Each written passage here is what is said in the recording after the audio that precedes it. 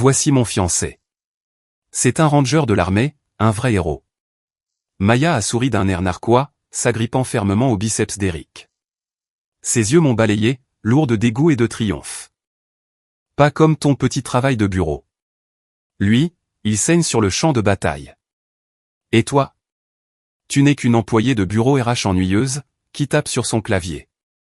Le couteau s'est enfoncé droit dans ma poitrine.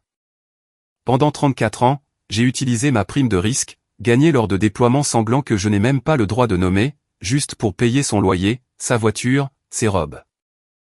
Et juste là, lors d'un dîner que j'avais payé avec ma propre carte de crédit, elle m'a rabaissé comme une moins que rien, devant notre famille. Avant que je ne vous raconte comment ce salaud arrogant a payé le prix fort, cliquez sur le bouton j'aime, et abonnez-vous pour soutenir la chaîne. Et si vous avez déjà vu votre dignité piétinée par votre propre famille, commentez le mot d'accord, pour que je sache que nous ne sommes pas seuls. Pour comprendre pourquoi je suis restée assise là, comme une statue de pierre, pendant que Maya m'humiliait, il faut remonter exactement 24 heures en arrière. Mon appartement était d'un silence de mort. C'était ce genre de silence lourd et étouffant, qui ne survient qu'après une garde de 48 heures. J'étais assise sur mon canapé bon marché, le regard fixé sur le mur. Mon téléphone a vibré contre la table basse en verre. C'était un cliquetis sec et dur, qui a irrité mes nerfs épuisés. L'écran s'est allumé. Une notification push de l'application Chase Bank. Retrait de 2000 €. Commerçant, Prime Cut Steakhouse. J'ai fixé les chiffres lumineux. Mon fonds d'urgence était officiellement vidé, réduit à 0. L'argent que j'avais économisé pour réparer la transmission de mon pick-up avait disparu. 5 secondes plus tard, un SMS de Maya est apparu sur l'écran. Elle n'a pas dit bonjour. Elle n'a pas offert un seul mot de remerciement pour les 2000 € qu'elle venait de retirer de mon compte. Elle a juste donné un ordre, comme un général aboyant sur un simple soldat. La compte est payée. Ne porte pas tes vêtements de travail rigides ce soir. Mais la robe de soirée que je t'ai envoyée. Ne me fais pas honte devant les amis d'Eric. J'ai posé le téléphone face vers le bas, sur le verre. J'ai pressé mon index sur le bordure de la table, jusqu'à ce que l'ongle devienne complètement blanc. Je me suis levé du canapé, et j'ai marché jusqu'à mon bureau. J'ai tiré le tiroir du bas. Les rails en métal ont gémi, dans la pièce silencieuse. Ma fiche de paie militaire du mois dernier était là, fourrée juste à côté d'une épaisse pile de relevés de cartes de crédit de Maya. J'ai regardé les chiffres sur le papier. Pour gagner ces 2000 €, j'avais passé 45 jours déployés au Moyen-Orient. J'avais mangé des rations de combat en conserve, qui avaient un goût de carton et de cuivre. J'avais avalé de l'eau tiède sous une chaleur de 43 degrés, pendant que des obus de mortier faisaient tomber la terre du plafond de mon bunker. À chaque fois que la sirène hurlait, je ne savais pas si j'allais voir le soleil se lever. Et ma prime de risque, l'argent que le gouvernement des États-Unis me donnait pour avoir mis ma vie en jeu, allait directement sur son compte Sephora. Cela payait ses trajets en Uber, tard la nuit. Cela couvrait les paiements minimums de ses dettes de consommation imprudentes. Elle dépensait mon sang, pour financer sa propre vanité. J'ai grincé des dents. L'articulation de ma mâchoire a craqué. Un courant d'air froid a glissé le long de ma colonne vertébrale, s'installant à la base de ma nuque, comme un bloc de glace. Je n'ai pas pleuré. L'armée m'avait appris à évaluer les risques. Il m'avait appris à neutraliser une menace. Il ne m'avait pas appris à verser des larmes sur de mauvais investissements. L'écran de mon téléphone s'est rallumé. C'était ma mère. J'ai balayé l'écran pour répondre, et j'ai mis le haut-parleur. Elle n'a pas demandé comment j'allais. Elle n'a pas demandé si je me reposais après ma rotation. Les premiers mots sortis de sa bouche ont frappé mon oreille comme des éclats d'obus. Assure-toi d'arriver tôt au restaurant, pour régler la facture du vin. Hélène, tu es célibataire. Ton salaire du gouvernement tombe toutes les 2 semaines. Aide ta sœur. Elle est sur le point d'épouser un soldat, qui travaille vraiment sur le terrain. Ce n'est pas facile pour elle. Assise toute la journée dans un bureau climatisé comme toi. La vérité a été déformée si violemment, que ça m'a retourné l'estomac. J'ai fermé les yeux. C'était un tir allié. Une balle tirée droit dans mon dos, par mon propre sang. C'est la règle amère et non dite. Dans notre maison, l'enfant qui ne crie pas et ne fait pas de crise de colère, sera pour toujours dépouillé de chaque centime, pour nourrir celui qui le fait. J'étais la banque. Maya était l'enfant chéri. Je n'étais que la machine, conçue pour assurer son confort. Je t'ai entendu, maman, ai-je dit. Ma voix était plate, vide. J'ai raccroché. Je ne lui ai pas laissé l'occasion de dire un mot de plus. Je suis allé dans ma chambre, et j'ai regardé la robe que Maya m'avait envoyée. C'était une robe de soirée bon marché et fragile, couverte de fausses traces. On aurait dit ce qu'une adolescente désespérée porterait dans une mauvaise boîte de nuit. Je l'ai attrapée par le col, j'ai marché jusqu'au coin de la pièce, et je l'ai jetée directement à la poubelle. Je me suis dirigé vers mon casier de rangement en métal. Il était cabossé sur le côté, depuis mon dernier déménagement. J'ai tourné le cadran de la combinaison. Le lourd loquet en fer a cliqué en s'ouvrant, libérant la faible et forte odeur de naphtaline et de produits pour les cuivres. J'ai écarté les vêtements civils suspendus sur la penderie. J'ai plongé la main au fond, et j'ai sorti mon uniforme kaki de service. Le tissu était rigide. Les plis sur les manches étaient repassés avec assez de netteté pour couper du papier. Je l'ai enfilé. J'ai boutonné chaque bouton, avec une précision mécanique absolue. J'ai lissé le tissu sur mes épaules, sentant le poids familier de l'uniforme m'ancrer. Ensuite, j'ai pris une petite boîte en velours sur l'étagère du haut, et j'ai sorti un insigne en bronze terni. L'insigne du joint spécial Opération Commande, JSOC. Pour un civil dans la rue, ce n'est qu'un morceau de métal. Il ne signifie rien pour quiconque n'a pas réellement servi dans l'armée. C'est la carte de visite de la grande faucheuse. C'est un symbole porté par les fantômes, ceux qui rédigent les dossiers de ciblage que les troupes de combat exécutent. Je l'ai épinglé au-dessus de ma poche de poitrine gauche. J'ai senti le métal froid presser à travers le tissu, contre ma peau. Je me suis regardé dans le miroir. Mon visage était un masque de pierre. Ce soir, je refusais d'être un distributeur de billets sur pattes. Ce soir, je n'étais pas la grande sœur discrète et docile. Ce soir, j'étais capitaine de frégate dans la marine des États-Unis. J'ai attrapé mes clés de voiture sur le comptoir. J'ai verrouillé la porte de l'appartement derrière moi. En marchant dans le couloir en béton vers le parking couvert, mes bottes de combat ne faisaient absolument aucun bruit. J'étais un fantôme, et je me dirigeais droit vers le lieu du crash.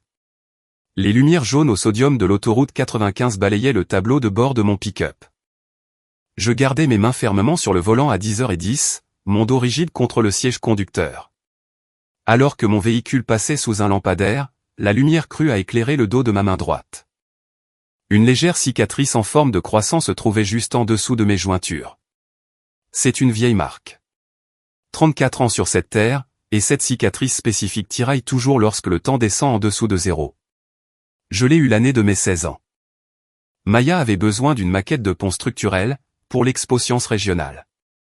Elle avait passé les 3 semaines précédentes dans des soirées au sous-sol, buvant de la vodka bon marché dans des gobelets en plastique rouge, et dormant jusqu'à midi. C'était dimanche soir. Le projet devait être rendu lundi matin. Je suis resté éveillé pendant 3 jours d'affilée, dans notre garage glacial et mal isolé. J'ai utilisé une scie égoïne rouillée et du papier de verre à gros grains, pour couper des morceaux individuels de bois de balsa. L'odeur de colle à bois bon marché, de sueur, et de café rassis remplissait mon nez. Ma vision se brouillait, par pur épuisement. Je voulais que mes parents me regardent, de la même façon qu'ils la regardaient. Je pensais que si je construisais quelque chose de parfait, ils le feraient enfin. À 2h du matin, la lame de la scie s'est coincée sur un nœud dur dans le bois. Elle a glissé. Les dents métalliques dentelées ont déchiré la peau de ma main, éraflant l'os. Je n'ai pas crié. J'ai marché vers l'établi graisseux, j'ai attrapé un rouleau de ruban adhésif noir d'électricien, et je l'ai enroulé fermement sur la coupure en sang. L'adhésif brûlait contre la chair à vif. J'ai bu le reste de mon café froid, et je suis retourné directement au travail. Maya dormait profondément dans la chambre, juste au-dessus du garage. Je pouvais entendre ses ronflements lourds et réguliers, à travers le plancher. Le lendemain matin, à l'intérieur du gymnase du lycée qui sentait fort la cire industrielle pour le sol et la vieille sueur, cette maquette de pont a remporté la première place. Les juges ont remis à Maya un ruban bleu géant. Ma mère et mon père se sont précipités sur l'estrade. Ils ont serré Maya dans leurs bras. Ils ont embrassé son front. Ils l'ont traitée comme si elle venait de guérir une maladie mondiale majeure. Je me tenais seul, près des gradins en bois. Je gardais ma main droite enfouie profondément, dans la poche de ma veste en jean. Le sang avait séché pendant le trajet en bus pour aller à l'école. La peau à vif était fermement collée à la doublure intérieure du tissu.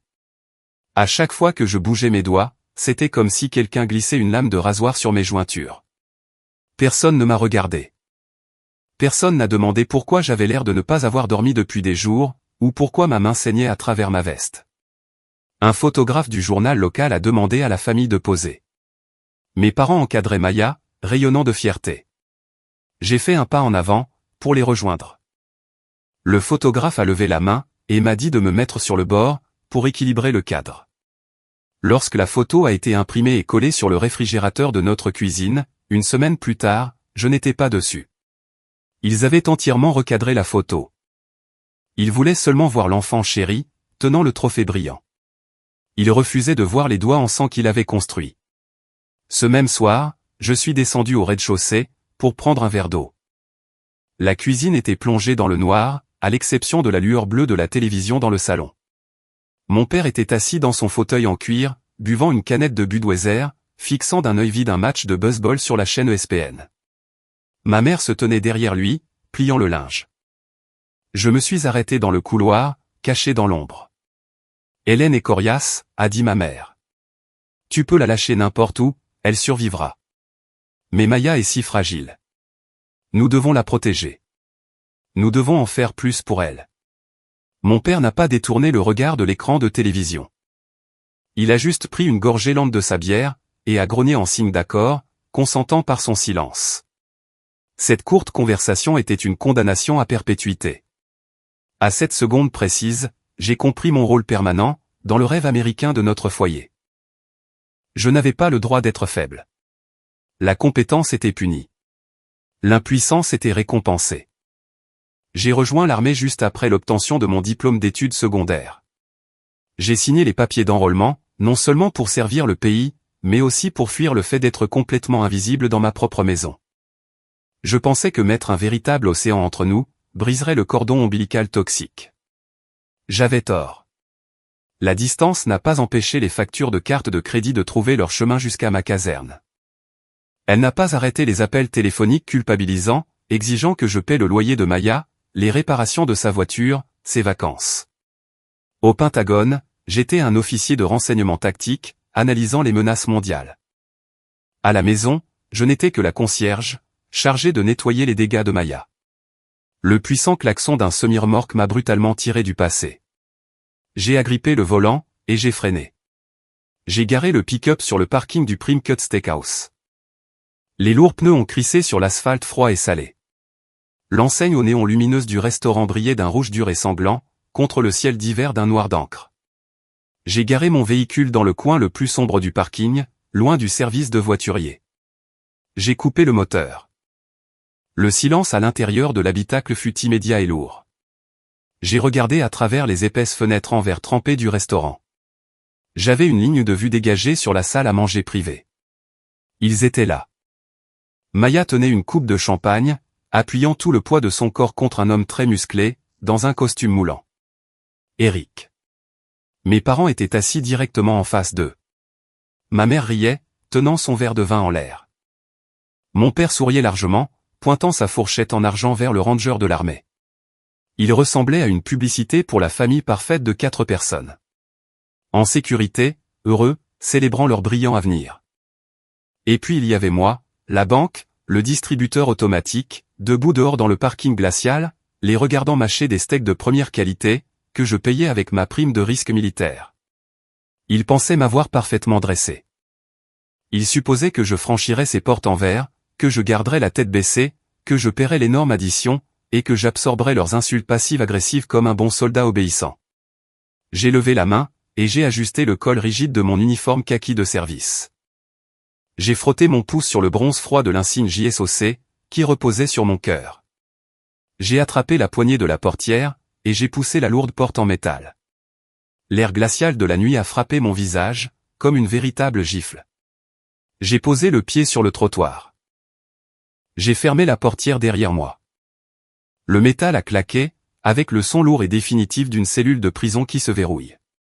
Ce soir, la servante est morte. J'ai poussé la lourde porte en chêne de la salle à manger privée.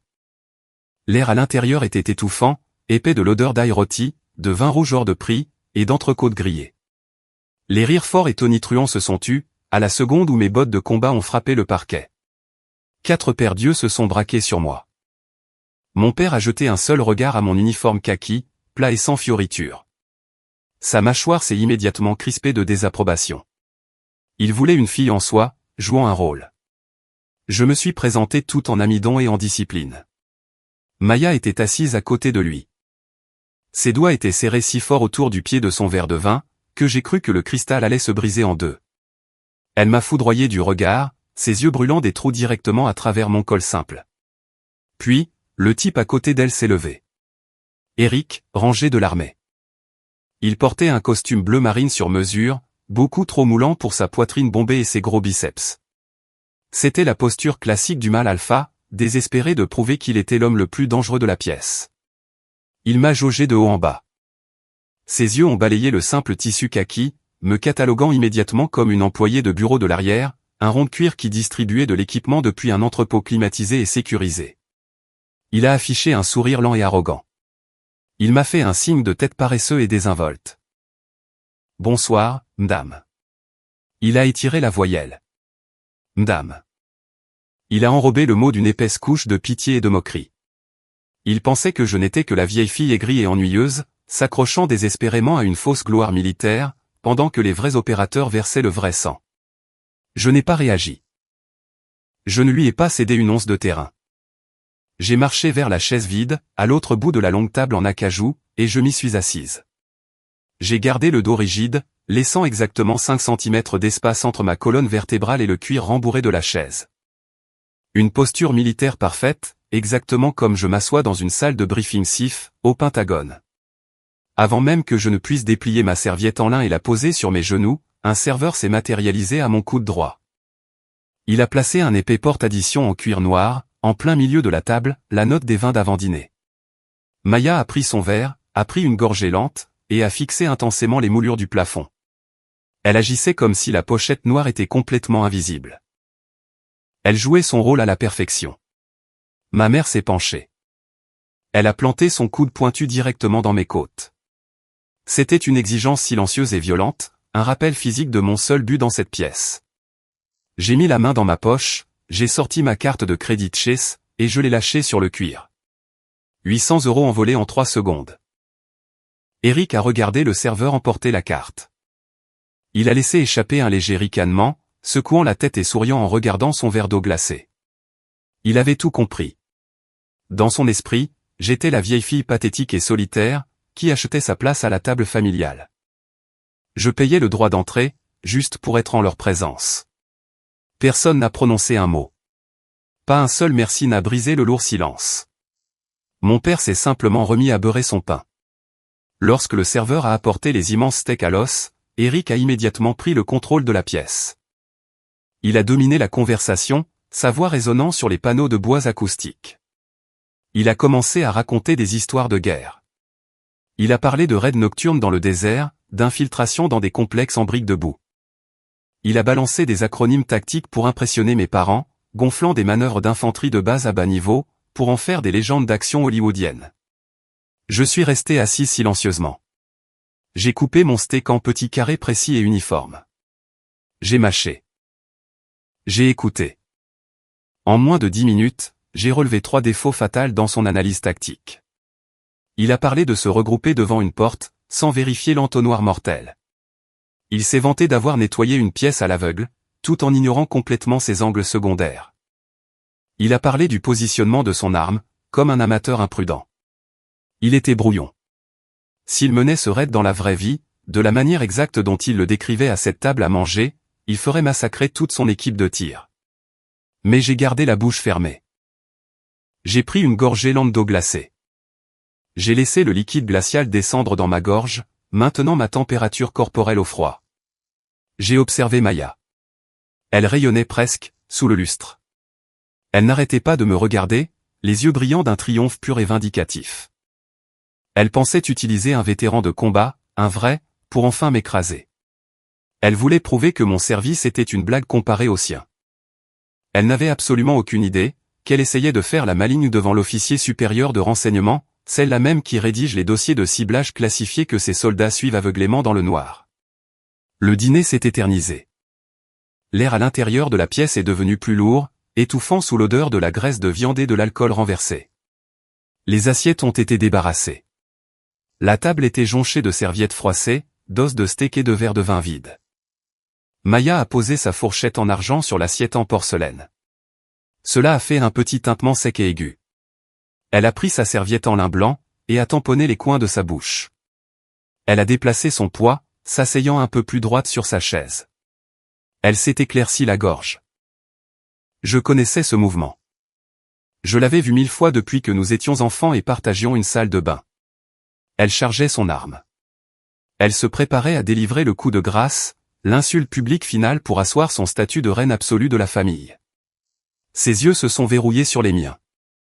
Ils étaient aussi aiguisés et froids qu'une lame de rasoir. J'ai pris une profonde et lente inspiration, par le nez. 4 secondes à l'inspiration. 4 secondes de retenue. Je ne me suis pas recroquevillé dans ma chaise. Je n'ai pas détourné le regard. Au lieu de cela, je me suis penché en avant, déplaçant mon torse pile au centre de la table. La lourde lumière jaune du lustre en cristal au-dessus, a frappé le côté gauche de ma poitrine. L'insigne JSOC en bronze terni a capté le reflet. Il a clignoté d'une lumière métallique, froide et dure, directement dans le champ de vision d'Eric. Le piège était tendu. Tu n'es qu'une employée de bureau RH ennuyeuse, qui tape sur son clavier. L'insulte de Maya a résonné sur les panneaux de bois acoustiques de la salle à manger privée. Mon père s'est arrêté de mâcher. Ma mère a tenu son verre de vin parfaitement immobile. Ils attendaient tous ma réaction. Ils s'attendaient à ce que mon visage devienne rouge vif. Ils s'attendaient à ce que ma voix se brise, ou à ce que j'attrape mon sac, pousse ma chaise, et cours en larmes vers le parking glacial. Je n'ai absolument rien fait. Je n'ai pas cligné des yeux. Je n'ai pas tressailli. Pour comprendre comment j'ai absorbé un coup direct sans une seule égratignure sur mon armure, sachez que mon esprit n'est pas resté dans ce restaurant. Il a dérivé exactement 3 mois en arrière, au niveau -2, dans les couloirs du sous-sol du Pentagone. Je venais de sortir de la CIF, l'installation de renseignement compartimenté et sensible. La lourde porte de la chambre forte en acier renforcé, s'est verrouillée derrière moi avec un fort bruit métallique et magnétique. Vous n'êtes pas autorisé à apporter des appareils électroniques personnels à l'intérieur d'une salle de renseignement classifiée. J'avais pratiquement sprinté vers la petite rangée de casiers métalliques, dans le couloir sécurisé. Mes mains tremblaient. Je transpirais à travers mon maillot de corps. Ce n'était pas à cause du briefing tactique de 3 heures sur les mouvements mondiaux des insurgés. Mes mains tremblaient parce que Maya avait laissé 6 messages vocaux frénétiques sur mon téléphone, hurlant et menaçant d'avaler une boîte de somnifères si je ne lui transférais pas immédiatement l'argent de son loyer. J'ai appuyé mon front contre le mur froid en parpimpin. J'ai ouvert mon application bancaire. Mon pouce planait au-dessus du bouton de transfert. Ma poitrine était incroyablement serrée. J'étais une toxicomane, complètement conditionnée à appuyer sur le bouton pour arrêter la douleur, pour arrêter les cris, pour acheter l'illusion temporaire de la paix. J'étais à une demi-seconde de lui envoyer encore 1500 €. Puis, une main lourde a claqué à plat contre le parpaing, juste à côté de ma tête. L'impact m'a tellement fait sursauter que j'ai fait tomber le téléphone. Il a cliqueté contre le sol en linoléum poli, l'écran brillant vivement contre les carreaux éraflés. Je me suis retourné, et je me suis mise au garde-à-vous rigide. La colonelle Dana Whitmore se tenait à 5 cm de mon visage. La colonelle Whitmore ne souriait pas. C'était une vétérane de combat, avec une cicatrice argentée causée par une explosion, qui courait le long du côté gauche de sa mâchoire. Son uniforme était impeccable. Ses yeux ressemblaient à des éclats de silex. Elle m'a regardé, non pas avec colère, mais avec un dégoût absolu et terrifiant. Elle m'a regardé exactement de la manière dont un officier commandant regarde un lâche fuyant les lignes de front. « Que faites-vous exactement, commandant ?» Sa voix était un grognement bas et compressé. Elle coupait droit à travers le bourdonnement des unités de climatisation fluorescentes au plafond. « Je gère une urgence familiale critique, mon colonel, » ai-je balbutié, rompant le contact visuel et regardant droit devant moi le mur. La colonelle Whitmore s'est baissée et a ramassé mon téléphone. L'écran était toujours allumé, montrant le virement bancaire en attente vers le compte de Maya. Elle a regardé l'écran, puis elle m'a regardé. Son expression s'est durcie comme du granit pur, à l'intérieur de cette chambre forte. Whitmore a pointé un doigt rigide vers la lourde porte en acier de la CIF. Vous êtes un prédateur alpha. Vous traquez des cibles de grande valeur. Vous élaborez des dossiers d'exécution pour les forces spéciales. Vous ne bronchez pas lorsque la situation dégénère complètement. Elle s'est approchée. Je pouvais sentir le café noir amer sur son souffle. Mais à la seconde où vous franchissez cette porte, vous vous transformez en un paillasson gratuit. Vous laissez votre famille essuyer ses bottes boueuses sur votre colonne vertébrale. Vous préparez des dossiers de cible pour des opérateurs de premier rang. Mais vous ne pouvez même pas dire non à une fille gâtée d'une vingtaine d'années. J'ai dégluti difficilement. La vérité avait le goût de la cendre sèche. C'est ma petite sœur, mon colonel. Elle ne peut pas s'occuper d'elle-même. Si je ne paie pas ça, le propriétaire la mettra à la rue. Whitmore n'a pas rendu le téléphone. Au lieu de cela, son pouce a glissé sur le verre. Elle a annulé la transaction. Elle a fermé complètement l'application bancaire. Vous ne la sauvez pas, commandant, a dit Whitmore, sa voix tombant dans un murmure dur et cinglant. Vous la privez du droit de grandir. Vous payez en espèces pour financer sa stupidité. Vous nourrissez le poison même qui la tue. J'ai ouvert la bouche pour me défendre, mais aucun mot n'est sorti. L'armée m'avait entraîné à repérer les tactiques de manipulation de l'ennemi à 1 kilomètre de distance, mais j'étais complètement aveugle à l'embuscade qui se produisait à l'intérieur de ma propre lignée. Whitmore a poussé durement le téléphone au centre de ma poitrine. Un soldat ne peut pas marcher dans une fusillade intense, en portant un sac à dos rempli des briques de quelqu'un d'autre. Vous lâchez le poids mort, ou vous mourrez dans la poussière avec eux. Arrêtez de nourrir le parasite. Agissez comme un commandant. Whitmore a tourné les talons, et a marché le long du grand couloir vide. Ses lourdes bottes frappaient le sol avec une précision rythmique parfaite. Elle m'a laissé planter là, seul, avec mon téléphone pressé contre mes côtes. Ces mots m'ont frappé comme une masse, brisant le verre dépoli et aveuglant que j'avais construit autour de mon cerveau pendant 34 ans. J'avais toujours cru que mon argent était un bouclier protégeant ma famille. Debout dans ce couloir froid, j'ai enfin réalisé que ce n'était qu'une sonde d'alimentation pour une narcissique. Le souvenir s'est estompé. L'air stérile et recyclé du sous-sol du Pentagone s'est dissous, remplacé par la fumée épaisse du Prime Cut Steakhouse. J'ai regardé Maya droit dans les yeux, de l'autre côté de la table. Son menton était levé. Ses lèvres étaient retroussées en un petit sourire en coin, méchant et triomphant. Elle attendait l'explosion émotionnelle. Elle attendait que je craque. Je n'ai ressenti aucune douleur. Le couteau qu'elle essayait d'enfoncer dans ma poitrine s'est simplement brisé contre la plaque de titane que la colonelle Whitmore avait boulonnée sur mon cœur. Je ne voyais pas une reine puissante tenant sa cour à la table du dîner. Je voyais juste une enfant gâtée et pathétique, qui n'avait pas les moyens de payer ses propres amuse-gueules. J'ai maintenu le silence absolu et mortel d'un interrogateur, laissant un suspect creuser sa propre tombe. Je n'ai pas crié. Je n'ai pas défendu ma carrière. Je n'ai pas versé une seule larme. J'ai simplement continué à me pencher en avant, dans la lumière. Mon silence était un vide, et il aspirait tout l'oxygène de la pièce. À côté de Maya, le ranger bruyant et arrogant ne riait plus. Eric a déplacé son poids dans sa chaise en cuir. Le cuir a grincé sous sa tension soudaine. Ses yeux étaient descendus de mon visage, vers le côté gauche de ma poitrine. La lumière jaune du lustre frappait l'insigne JSOC en bronze terni, parfaitement épinglé à mon revers. Sa mâchoire s'est complètement décrochée. La couleur a quitté son visage profondément bronzé. Sa large poitrine a cessé de bouger. Il s'est arrêté de respirer complètement. La goupille était retirée. La grenade était dégoupillée. La lumière jaune du lustre frappait l'insigne JSOC en bronze terni sur mon revers. Eric a cessé de respirer. Son sourire arrogant et à moitié ivre s'est figé. Puis, il s'est fissuré. Puis, il s'est complètement brisé. Le sang s'est vidé de son visage profondément bronzé en moins d'une seconde, laissant sa peau de la couleur d'un vieux journal sale. Le muscle épais de sa mâchoire gauche a tressailli. Maya était toujours lourdement appuyée contre lui, ses doigts manucurés enfoncés dans son biceps, ricanant à propos d'un lieu de mariage onéreux dans un country club. Eric a dégagé son bras violemment.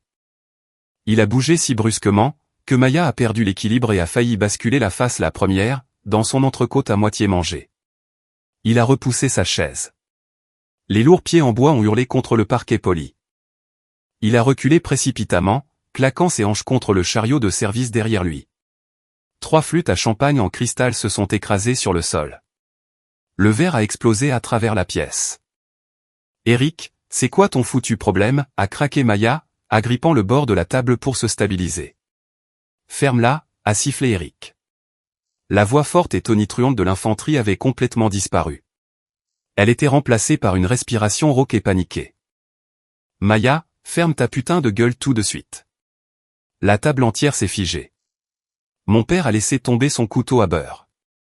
Il a tinté bruyamment contre son assiette en porcelaine. Eric a continué à reculer, mettant une distance physique entre lui et ma sœur.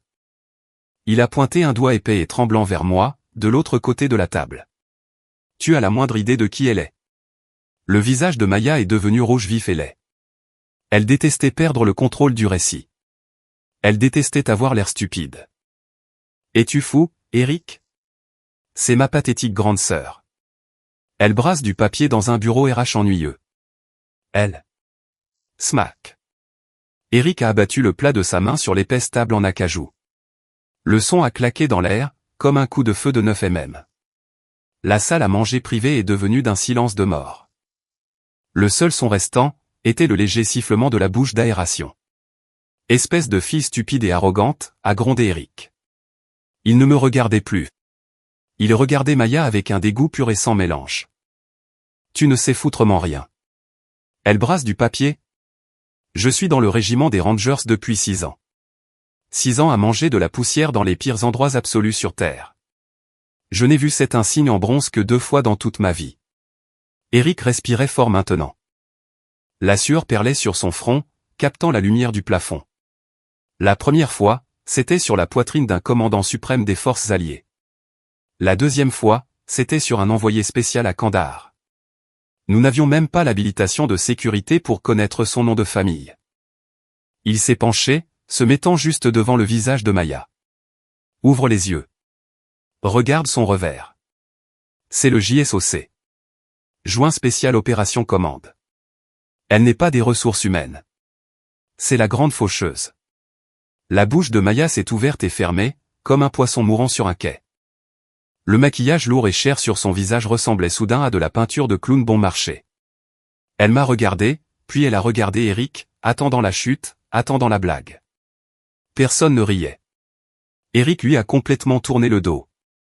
Il a aligné ses larges épaules vers mon bout de la table. Sa colonne vertébrale s'est redressée parfaitement, ses lourdes chaussures de ville en cuir ont claqué l'une contre l'autre. Le clac sec de ses talons a résonné dans la pièce silencieuse. La pure mémoire musculaire militaire, effaçant complètement ses vêtements civils. M'dame, a-t-il répété, mais cette fois, il n'y avait pas d'étirement paresseux, pas de moquerie arrogante.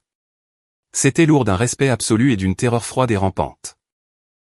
M'dame, je suis profondément désolé. Il a gardé les yeux fixés droit devant, fixant un point sur le mur, juste au-dessus de ma tête. Il était terrifié à l'idée d'établir un contact visuel direct. Je jure devant Dieu, je n'en avais absolument aucune idée. Si j'avais su qui vous étiez, je n'aurais jamais parlé à un officier supérieur de cette façon. J'ai dépassé les bornes. Maya a complètement disjoncté. L'illusion était morte. L'empire qu'elle avait construit à mes frais était en train de brûler. Pourquoi diable t'excuses-tu auprès d'elle, a hurlé Maya. Sa voix était stridente, désespérée, se brisant sur les bords. Elle a pointé un doigt tremblant vers moi. C'est de sa faute. Elle a fait ça exprès. Elle a porté cet affreux uniforme juste pour ruiner mon mariage. Eric n'a même pas sourcillé à ses cris. Il a tendu la main par-dessus le dossier de sa chaise en bois, et a attrapé sa veste de costume bleu marine. Il n'y aura pas de mariage, a dit Eric. Les mots étaient plats. Définitif. Maya s'est arrêtée de respirer. Quoi? Je n'épouse pas une menteuse, a répondu Eric, en glissant ses bras dans sa veste.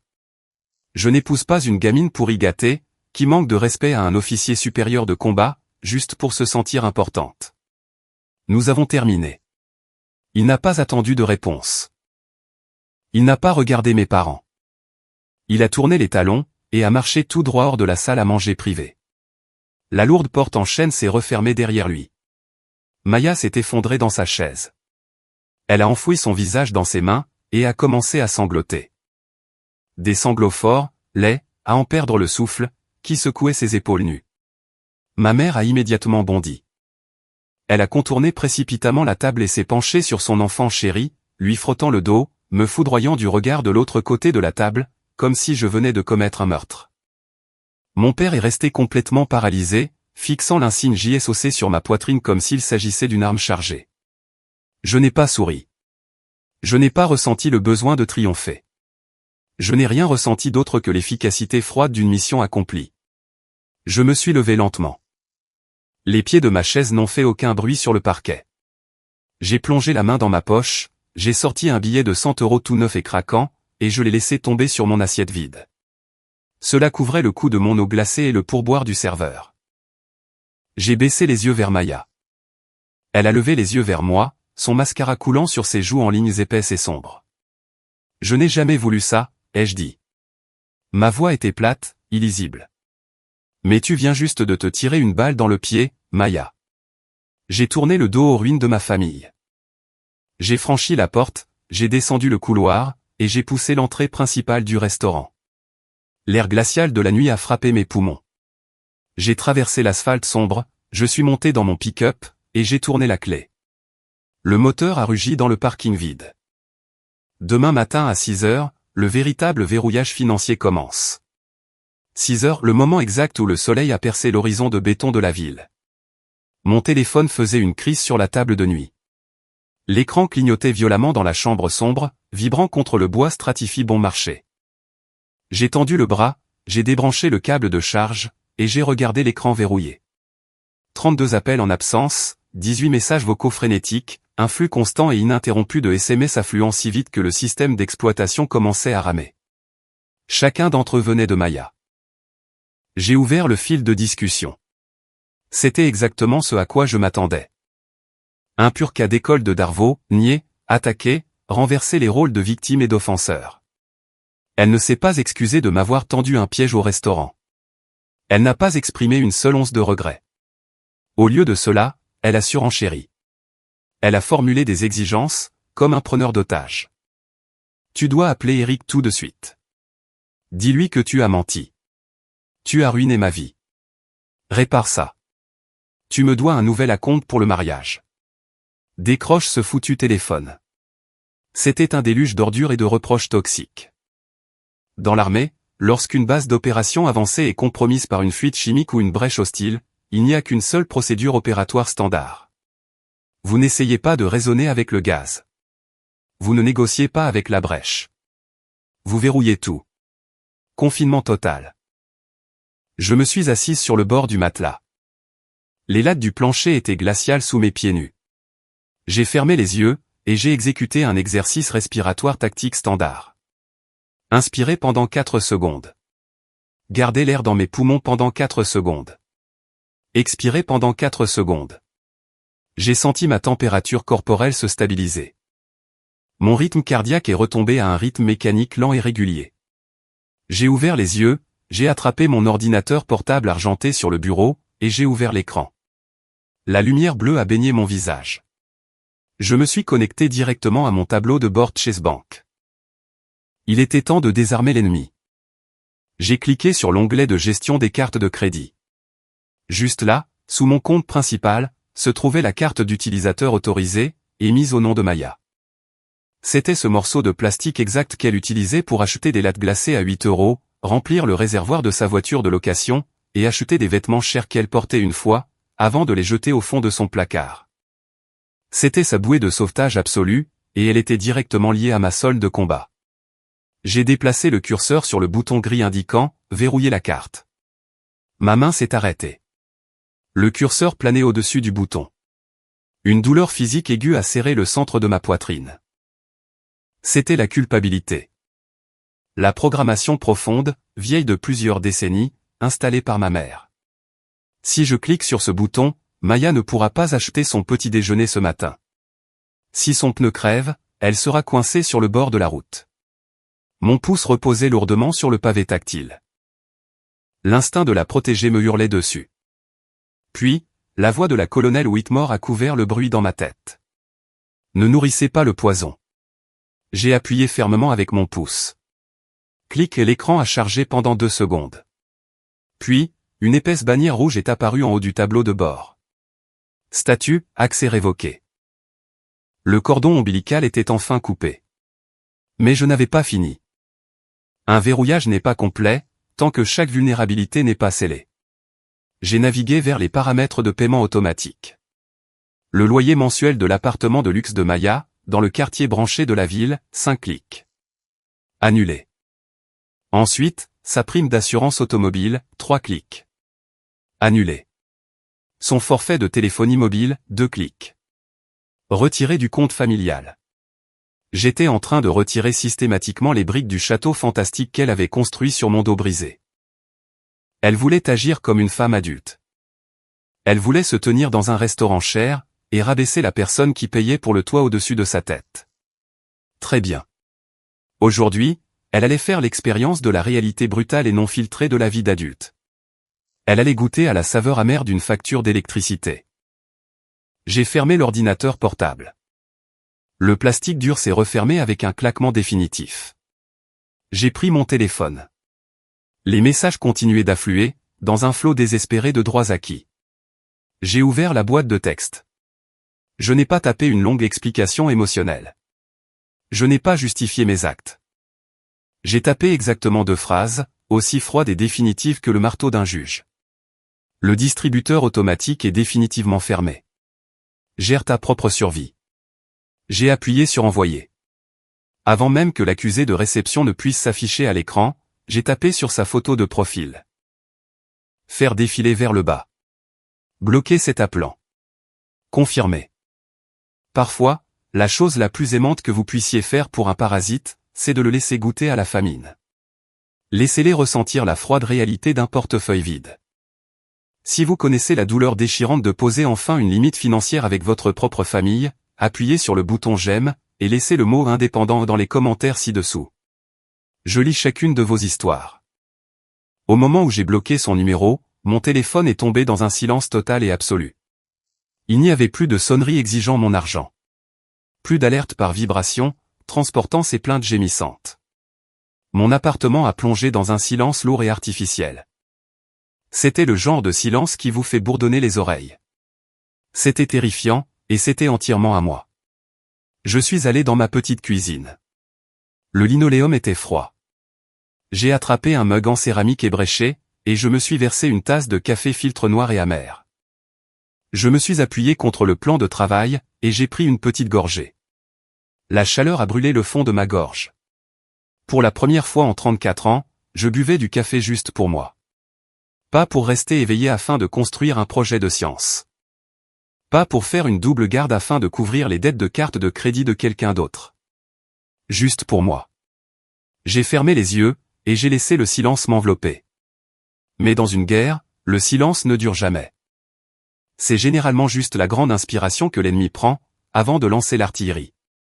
15 minutes plus tard, l'écran de mon téléphone s'est allumé sur le comptoir de la cuisine. La vibration a cliqueté contre le granit. Ce n'était pas Maya. C'était le nom que j'appréhendais. Appel entrant, maman. Le tir allié de l'arrière était sur le point de commencer. J'ai appuyé sur le bouton vert d'acceptation, et j'ai immédiatement touché l'icône du haut-parleur. J'ai posé le téléphone sur le comptoir froid en granit de la cuisine. Ma mère n'a pas dit bonjour. Elle n'a pas demandé si j'étais bien rentré du restaurant hier soir. Elle n'a pas demandé si j'avais été blessé par l'humiliation publique massive que j'avais dû absorber dans ce steakhouse, pendant qu'elle restait assise là à boire son vin cher. Sa voix a explosé à travers le petit haut-parleur, stridente et hystérique, perçant l'air calme du matin dans mon appartement. Qu'est-ce que tu fabriques? Hélène? Son propriétaire vient de l'appeler au sujet du paiement automatique rejeté. La carte de crédit de Maya est refusée partout. Elle fait une crise de panique totale sur le sol de son salon. Tu es la grande sœur. Comment peux-tu avoir le sang aussi froid? Appelle la Chase Bank tout de suite. Et débloque ce compte. J'ai cherché sous l'évier, et j'ai sorti une bouteille de Windex ainsi qu'un chiffon en microfibre propre.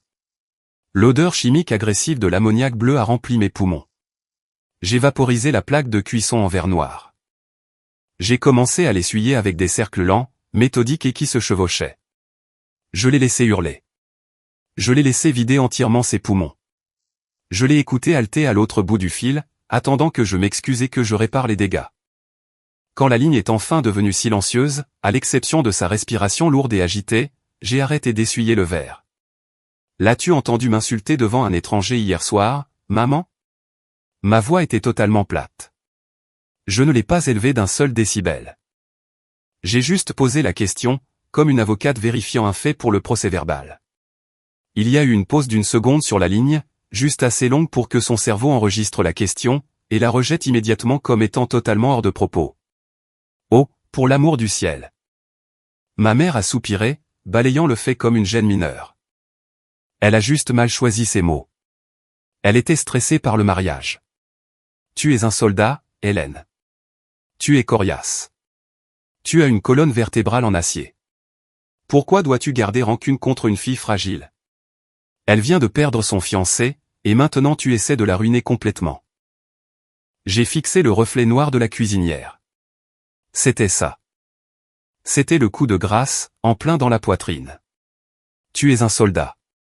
Ils ont pris la résilience que j'avais forgée dans la boue au sens propre, l'armure mentale que j'avais construite pour survivre aux tirs de mortier et aux sacs mortuaires, et ils l'ont transformée en arme contre moi.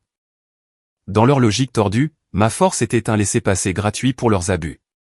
Parce que je pouvais encaisser un coup de poing sans tomber, c'était mon devoir permanent de rester parfaitement immobile, et de laisser Maya me frapper à chaque fois qu'elle en avait envie. Ma mâchoire s'est verrouillée, les muscles de mon cou se sont tendus. J'ai réalisé avec une clarté absolue et glaciale, que je ne serais jamais leur fille. Pas de la manière dont Maya l'était.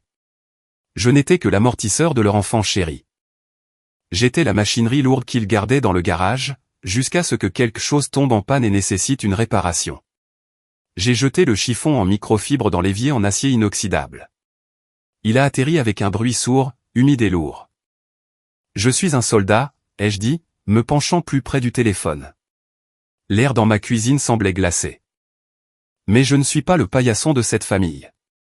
J'en ai fini d'encaisser les coups à sa place. Écoute-moi bien, maman. Si elle est faible, c'est parce que vous lui avez coupé les jambes à la hauteur des genoux. En m'obligeant à la porter pendant 34 ans. La banque est fermée. Ma prime de risque m'appartient. Ne t'attends pas à ce qu'un seul centime passe de mon compte chèque au sien, plus jamais. Il y a eu un fort bruit de bousculade à l'autre bout du fil. Le téléphone a été violemment arraché des mains de ma mère. Écoute-moi très attentivement. La voix de mon père a grondé à travers le haut-parleur.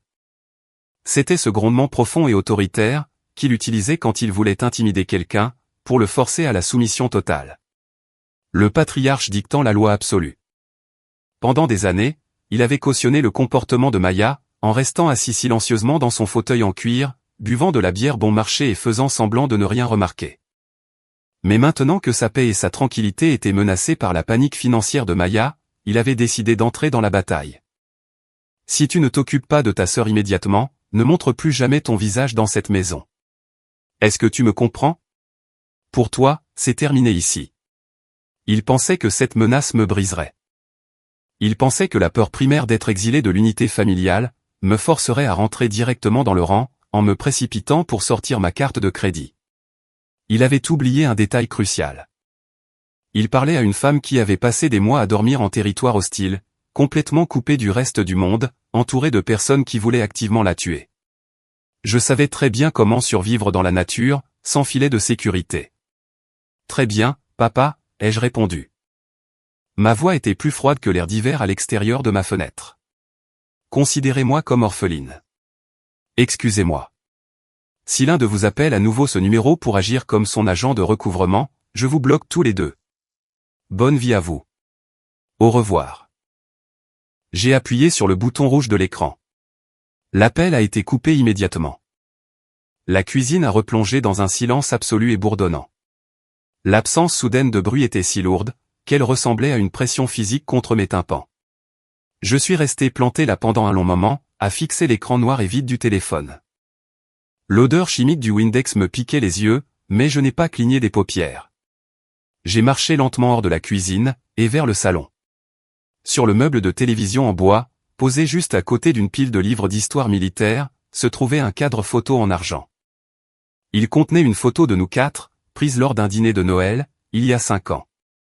Maya était en plein centre, portant un pull en cachemire hors de prix que je lui avais acheté, souriant radieusement pour l'appareil photo.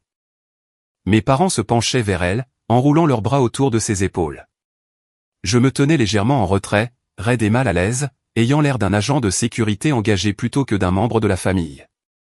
J'ai pris le lourd cadre en argent. Les visages souriants derrière la vitre m'ont soulevé l'estomac. L'ensemble de la scène semblait absolument écœurant. C'était un monument dédié à un mensonge, que j'avais financé avec mon propre sang. J'ai posé le cadre face vers le bas, sur la surface en bois. Le verre a émis un petit cliquetis définitif contre le vernis. J'ai marché jusqu'à la porte d'entrée, j'ai fermé le lourd pêne dormant en laiton, et j'ai sécurisé la chaîne de sûreté coulissante. J'étais complètement seul. Et pour la première fois de toute ma vie, j'étais prête pour une guerre sur mon propre palier. 40 jours. C'est exactement le temps qu'il a fallu pour que le monde entier de Maya s'effondre complètement, sans ma prime de risque pour le soutenir. L'hiver a frappé la ville de plein fouet. La température est descendue en dessous de 0. J'ai garé mon pick-up dans le parking de la résidence, aux alentours de 22 heures. J'étais épuisé. Les phares balayaient l'asphalte vide et recouvert de sel. La lampe à vapeur de sodium au-dessus de ma place de parking habituelle clignotait, émettant un bourdonnement électrique bon marché. J'ai mis le levier de vitesse sur la position parking, et j'ai coupé le moteur. Alors que je sortais dans le vent glacial, une ombre s'est détachée du coin sombre près de la benne à ordures. C'était une femme.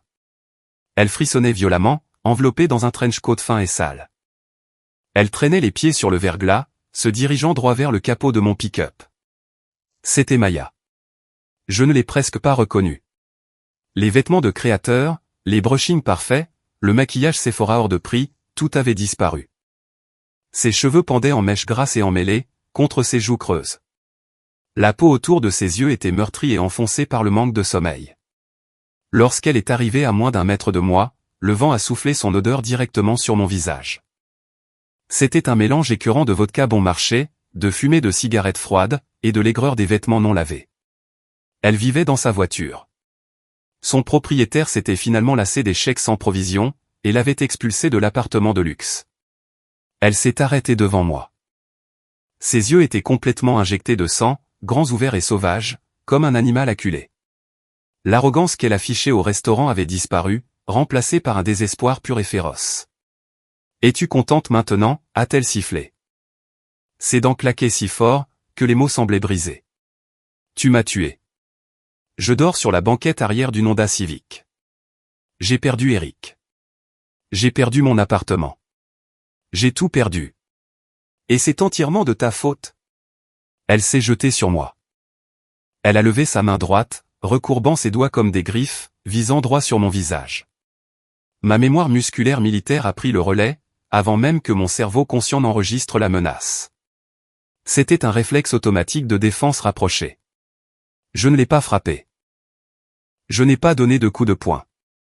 J'ai simplement levé mon avant-bras gauche, attrapé son poignet en l'air, et je l'ai tordu brusquement vers le bas, en direction de l'asphalte glacial.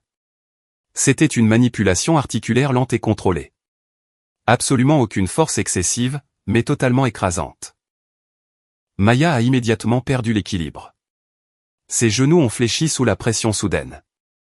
Elle a basculé en avant, et s'est effondrée sur le verglas. Ses mains ont claqué sur le trottoir glacial. La bouteille de vodka bon marché fourrée dans la poche de son manteau a tinté bruyamment contre le sol.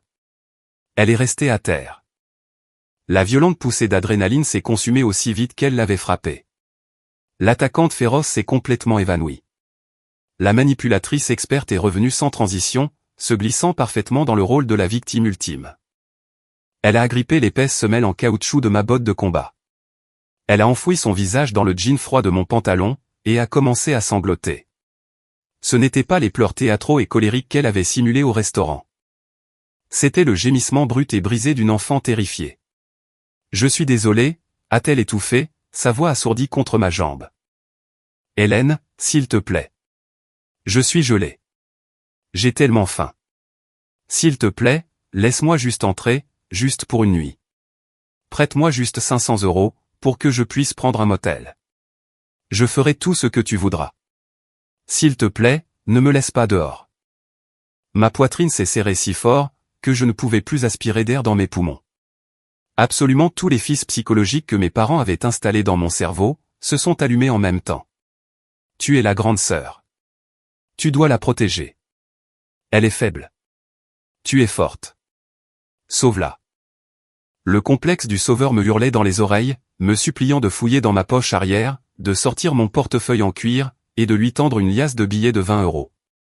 Il me suppliait de me pencher, de la ramasser sur la glace glaciale, et de l'amener dans mon appartement bien au chaud. Mes mains ont commencé à trembler. Le besoin de réparer ces dégâts était une dépendance physique. Tout ce que j'avais à faire, c'était de dire oui. Un simple signe de tête, et les cris s'arrêteraient. Je retrouverais ma sœur calme et obéissante. J'ai mordu fort à l'intérieur de ma lèvre inférieure. J'ai mordu, jusqu'à sentir le goût chaud et métallique du cuivre au fond de ma gorge. La douleur physique m'a sorti de ma transe. Si je lui donnais 500 € ce soir, elle serait de retour la semaine prochaine, pour en demander 1000. Je lui signerais un chèque en blanc, pour financer son lent suicide par l'alcool et le sentiment d'avoir tous les droits. J'ai fait un pas en arrière, lent et délibéré. J'ai dégagé ma botte de son emprise désespérée. Je t'aime, Maya. Ma voix était un murmure épais et rocailleux. Je regardais le verglas. Je ne pouvais pas la regarder directement dans les yeux. Mais je ne me noierai pas avec toi. Elle a levé les yeux vers moi, la bouche grande ouverte sous le choc absolu. Si tu as faim, il y a un refuge pour sans-abri du comté, à 2 pâtés de maison sur la 4e rue. Ils servent de la soupe chaude jusqu'à minuit. Marche jusque-là. Hélène, ne fais pas ça. Je lui ai tourné le dos. J'ai marché droit vers les lourdes portes en verre du hall de l'immeuble. Je n'ai pas couru. J'ai gardé un rythme régulier et délibéré, forçant un pied devant l'autre. J'ai tiré la porte en verre, je suis entré, et je l'ai laissé se refermer derrière moi. La serrure de sécurité magnétique s'est enclenchée avec un bruit sourd et lourd. Je me tenais dans le couloir sombre et moquetté. À travers l'épais verre de sécurité renforcé, j'ai regardé Maya ramper vers la porte. Elle a frappé ses mains nues contre le verre. Ses ongles ont gratté contre la surface froide, produisant un horrible crissement aigu. Elle a pressé son visage contre la vitre, hurlant mon nom encore et encore. Je n'ai pas marché vers l'ascenseur. Mes jambes ont complètement lâché. J'ai pressé mon dos contre le mur froid en plâtre, et j'ai glissé lentement vers le bas, jusqu'à toucher le sol. J'ai ramené mes genoux contre ma poitrine. Le son lourd et étouffé de ma sœur pleurant dans la neige a transpercé l'épaisse vitre. J'ai fermé les yeux très fort, j'ai enroulé mes bras autour de ma tête, et j'ai laissé la blessure saigner dans le noir. 6 mois. C'est exactement le temps qu'il a fallu pour que la poussière retombe, après que j'ai fait exploser la bombe au milieu de notre famille. J'ai passé le printemps et l'été à me concentrer entièrement sur ma carrière. J'ai réussi le test d'aptitude physique avancée du Pentagone avec brio. J'ai sécurisé une voie de promotion. Et pendant ces 6 mois entiers, j'ai maintenu un silence radio absolu et ininterrompu avec mes parents et ma sœur. Aucun contact total. Mais je suis toujours officier de renseignement. C'est littéralement mon travail de recueillir des informations sans être vu. Je n'ai jamais appelé Maya, mais je l'ai gardée à l'œil. J'ai consulté les registres publics. J'ai pris des nouvelles auprès de connaissances communes, qui ne savaient pas que nous étions en froid. J'ai rassemblé les renseignements. Le rapport était brutal, mais très efficace. Maya avait dû vendre l'Audi dont j'étais la caution, juste pour rembourser les dettes immédiates qu'Eric avait laissées derrière lui, lorsqu'il avait rompu le bail. Elle n'avait plus les moyens de vivre dans le quartier branché du centre-ville. Elle a loué une petite chambre exiguë dans un complexe d'appartements bon marché, en banlieue. Elle devait prendre le bus. Mais voici le miracle absolu. Elle n'est pas morte. Elle n'est pas morte de froid dans sa voiture. Elle ne s'est pas évanouie dans le néant.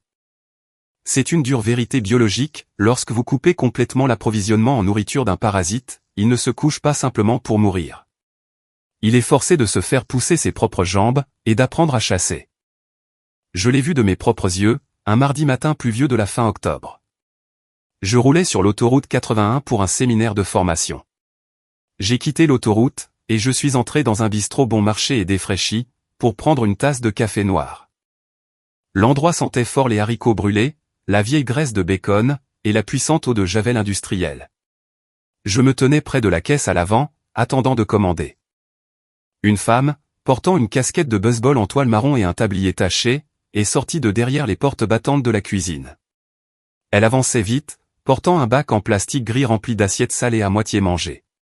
C'était Maya. Je me suis reculé, me plaçant derrière un grand présentoir de chips. Je l'ai observée. Elle avait l'air complètement différente. Le maquillage lourd et coûteux avait disparu. Ses cheveux étaient tirés en arrière, en une queue de cheval pratique et décoiffée. Mais ce qui a attiré mon attention le plus, c'était ses mains. Les longs ongles en acrylique, parfaitement manucurés, qu'elle exhibait dans les country clubs, avaient complètement disparu. Ses ongles naturels étaient limés à ras. La peau de ses jointures était rouge, à vif et gercée, à force de garder les mains plongées dans l'eau chaude et les produits vaisselle agressifs. Elle travaillait. Travaillait vraiment, sincèrement. Un travail d'ouvrier, éreintant et sans aucun glamour. Elle gagnait sa propre survie, 1 euro à la fois, en utilisant sa propre sueur plutôt que mon sang. Elle a essuyé une banquette collante avec un chiffon gris. Elle n'avait pas l'air misérable. Elle avait l'air épuisée, mais sa mâchoire était serrée. Elle avait l'air solide. Elle s'est retournée, et s'est dirigée vers la cuisine. Elle ne m'a jamais vu. Je me suis approché du comptoir, je me suis versé mon propre café à partir de la cafetière en verre, et j'ai payé le caissier. Avant de franchir la porte en verre pour retourner sous la pluie, j'ai sorti un billet de 20 € tout neuf de mon portefeuille. Je l'ai plié une fois, et je l'ai laissé tomber directement dans le bocal à pourboire en plastique sur le comptoir. Je n'ai pas laissé de mots. Novembre est arrivé. L'air est devenu d'un froid mordant. Mon téléphone a sonné un jeudi après-midi. C'était oncle Bob. C'était le frère aîné de mon père, et la seule personne de toute la famille élargie qui ne m'avait jamais jugé, ne m'avait jamais demandé d'argent, et ne m'avait jamais traité comme une banque. Hélène. Sa voix a grésillé à travers le haut-parleur, épaissi par une vie entière de tabagisme. J'organise Thanksgiving cette année. Je te veux ici. J'ai hésité. Oncle Bob, tu connais la situation. Maman et papa vont être là. Maya va être là. Ça va être un bain de sang. Non, ça ne le sera pas, a-t-il dit fermement. J'ai déjà fait la loi. Pas de cris, pas de drame. On mange juste cette foutue dinde. Vous êtes de la famille. Hélène, viens, et fais-moi une faveur. Ne porte pas l'uniforme. Laisse l'armure à la maison. Il n'y a pas de guerre aujourd'hui. J'ai fixé le mur pendant un long moment, après avoir raccroché. J'aurais pu facilement dire non. J'aurais pu rester dans mon appartement calme, et manger un plat surgelé. Mais se cacher est un signe de faiblesse. Le lendemain après-midi, j'ai garé mon pick-up sur le trottoir, devant la maison de l'oncle Bob. Je ne portais pas l'uniforme kaki. Je portais un lourd pull en laine grise, un jean bleu foncé, et mes bottes en cuir éraflées. Je n'avais pas apporté d'armes, mais mon esprit était entièrement armé. Je me préparais mentalement à toutes les embuscades psychologiques possibles, que mes parents pourraient me tendre. J'ai contourné la maison, suivant l'odeur de la fumée de bois et de la dinde rôtie. Le jardin était bondé. Mes parents étaient assis de l'autre côté du patio, buvant de la bière. À la seconde où ma mère m'a vu, son visage s'est crispé. Elle a immédiatement détourné le regard, feignant d'être profondément intéressée par la pelouse. Mon père a juste pris une longue gorgée de sa bouteille, et m'a foudroyé du regard. Je m'en fichais. Je me suis dirigé vers la grande glacière en acier galvanisé, j'ai pris une bouteille de Core Light, et je l'ai décapsulée. Je me suis tenu dans le coin opposé de la terrasse en bois, appuyé contre la rambarde, gardant un bon 3 mètres de distance entre moi et le reste de la famille. La moustiquaire de la porte arrière a grincé en s'ouvrant. Maya a posé le pied sur la terrasse. Elle portait une chemise en flanelle délavée et un jean simple. Elle avait perdu du poids. L'aspect doux et choyé de son visage s'était durci, en des lignes nettes et définies. Elle m'a vu debout dans le coin. Elle ne s'est pas enfuie. Elle ne s'est pas mise à crier ni à pleurer. Elle a marché droit vers moi. L'ancienne Maya aurait avancé à grands pas, le menton haut, ses yeux balayant le jardin pour s'assurer que tout le monde la regardait être le centre de l'attention. Cette Maya la gardait les yeux fixés sur les lattes du plancher en bois. L'allure arrogante et dominatrice avait complètement disparu. À sa place se trouvait un épuisement lourd et silencieux, une authenticité fatiguée et brute. Elle a arrêté de marcher à exactement 1 mètre de moi. 1 mètre, la limite absolue et universellement acceptée de la sécurité personnelle. Elle n'a pas tendu les bras pour me serrer contre elle. Je n'ai pas tendu la main. Nous sommes juste restés là sur la terrasse en bois, à nous regarder. Aucune de nous n'a prononcé un seul mot. Le seul son était le crépitement sec et fort des bûches de chêne sec brûlant dans le brasero en métal derrière nous, décomptant les secondes dans l'air glacial. J'ai observé les yeux de Maya. Ils ne balayaient pas le jardin à la recherche d'un public. Ils étaient fixes, lourds d'une fatigue silencieuse. « Je suis désolé », a dit Maya. Sa voix était faible, mais elle ne tremblait pas. Elle n'a pas essayé de tendre la main et d'attraper mon bras, pour me manipuler. Elle a gardé ses mains enfoncées profondément dans les poches de sa chemise en flanelle délavée. Quand Eric a quitté ce steakhouse, et quand tu as coupé la carte de crédit le lendemain matin, ça a été le coup le plus dur que j'ai jamais pris. Je t'ai détesté. Mais ça m'a forcé à me réveiller. J'ai toujours été si jalouse de toi. Hélène. Tu as toujours été si solide. Rien ne pouvait te briser. Je me sentais si petite à côté de toi. Alors, j'ai essayé de t'enfoncer dans la boue, juste pour avoir l'impression de me tenir au-dessus de quelque chose. Elle n'a pas pleuré. Il n'y a pas eu de larmes théâtrales. Il n'y a eu aucune performance dramatique, pour attirer l'attention des proches à l'intérieur de la maison. Pendant 34 ans, j'avais porté une lourde plaque de titane sur ma poitrine, pour survivre à ma propre famille. Mais juste là, en écoutant la vérité honnête et laide, prononcée sans une seule excuse, cette plaque de métal s'est enfin fissurée. La colonelle Whitmore avait absolument raison. Maya devait réduire sa propre maison en cendres jusqu'aux fondations, pour apprendre à en construire une vraie. J'ai baissé les yeux vers les lattes du plancher. J'ai laissé l'air froid remplir mes poumons. J'ai relâché la colère lourde et sombre que je portais, depuis cette nuit dans le parking. Est-ce qu'on recommence à zéro, ai-je demandé. Ma voix n'avait plus ce tranchant militaire et dur. C'était juste une question ordinaire, d'une personne ordinaire. Maya a levé les yeux. Elle a souri. C'était un petit sourire hésitant, mais c'était l'expression la plus sincère que j'ai jamais vue sur son visage. Nous ne nous sommes pas enlacés. Nous n'avons pas fait semblant que les 3 dernières décennies d'abus n'avaient pas eu lieu. Elle m'a juste fait un seul signe de tête ferme. C'était un tout nouveau contrat. Un contrat fondé sur une égalité absolue, scellé dans l'air froid de l'automne. Cette égalité a été mise à l'épreuve absolue 6 mois plus tard. Je me tenais sur la scène polie de l'auditorium de la base navale. La pièce sentait la cire pour le sol et le produit pour les cuivres. Mon officier commandant s'est avancé, et a épinglé la feuille de chêne en argent sur le col de mon uniforme. J'étais officiellement capitaine de frégate dans la marine des États-Unis. 1 au 5. J'ai regardé la foule d'officiers et de familles de militaires. Maya était assise juste au premier rang. Elle portait une robe bleu marine simple et bon marché. Lorsque l'officier a appelé mon grade dans le système de sonorisation, elle n'a pas levé les yeux au ciel. Elle n'a pas regardé son téléphone. Elle s'est levée, et a applaudi. J'ai regardé directement son visage. L'envie amère et toxique, qui définissait autrefois toute sa personnalité, avait complètement disparu. Elle m'a regardé avec une fierté pure et sans mélange. La semaine dernière, Maya s'est mariée. Il n'y a pas eu de location de country club. Il n'y a pas eu de sculpture de glace massive, ni de champagne hors de prix payé par ma prime de risque. Ce fut une petite cérémonie discrète, dans le jardin, derrière une maison louée en banlieue. Elle n'a pas épousé un homme bruyant et arrogant, portant un costume moulant et mentant sur ses états de service. Elle a épousé Marcus.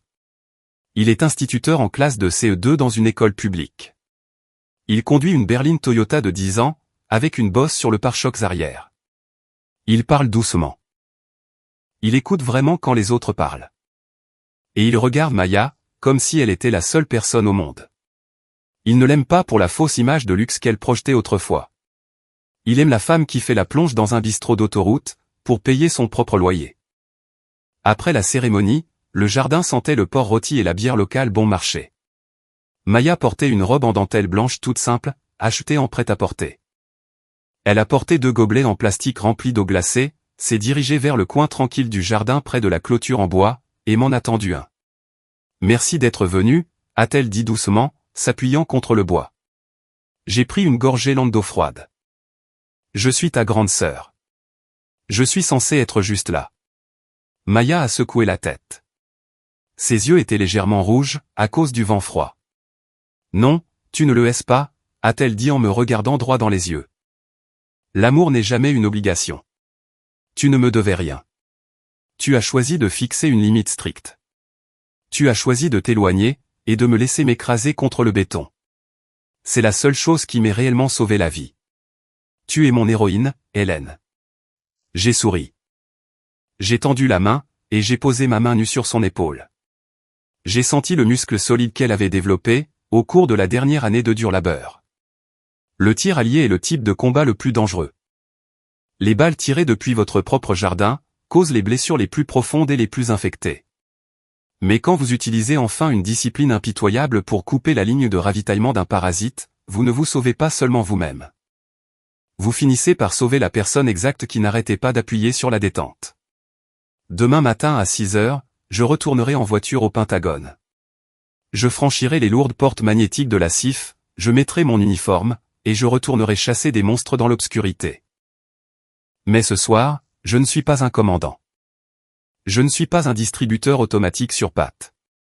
Je suis juste Hélène, une femme libre, debout dans un jardin paisible, écoutant la musique jouer. Couper les ponts avec un membre toxique de votre famille, ne fait pas de vous une personne horrible. Cela fait de vous le protecteur de votre propre vie.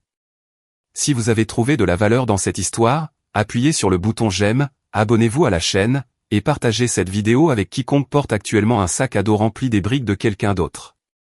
Merci de m'avoir écouté. Et rappelez-vous toujours, parfois, une discipline absolument impitoyable est la forme la plus élevée d'amour.